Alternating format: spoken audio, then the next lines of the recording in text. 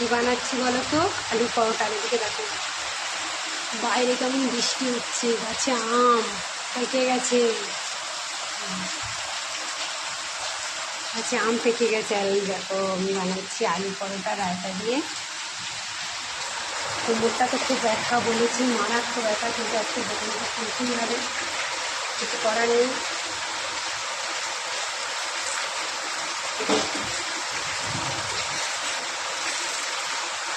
হয়ে গেছে বানানো।